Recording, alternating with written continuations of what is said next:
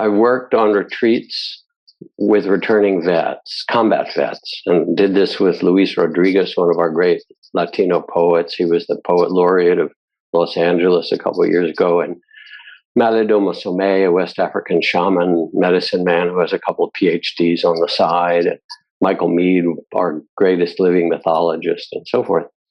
And part of the problem for returning combat vets is that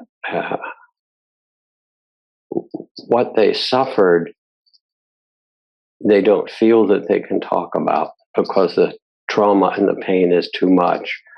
The words are this: I can't tell you what I saw, and I can't tell you what I had to do.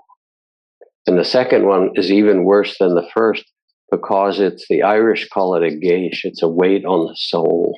So what we learned to do was to make a safe and ritual space, to use art and poetry and movement and martial arts and Tai Chi, various things like that. But most importantly, we invited the vets to tell their story. And because they were combat vets, they felt that there was a safe enough place. And they said, we can't tell these stories to our families. It would traumatize them. It would be too terrible what we've seen. So we can't tell them to anybody. And they carried them in their hearts. We not only invited them to tell the stories that they never told, stories you're not supposed to tell, so to speak, but then we invited them to write a poem or a story or dictate them if they couldn't write.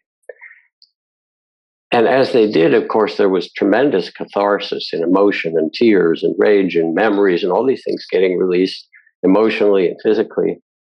And then at the end, we invited in a special ritual their families and the people closest to them to come. And the combat vets were in front of the room or like on a little stage. And they were invited to stand up and read a piece of things that they'd never told that would free them, what they needed to say. And they each did. People wept each time.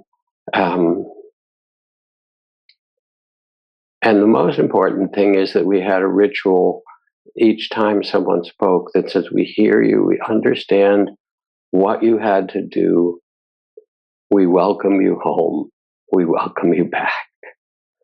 And that movement of witnessing, body, heart, and mind, by the community, and then saying, you are welcome back as part of us, was an enormously healing moment.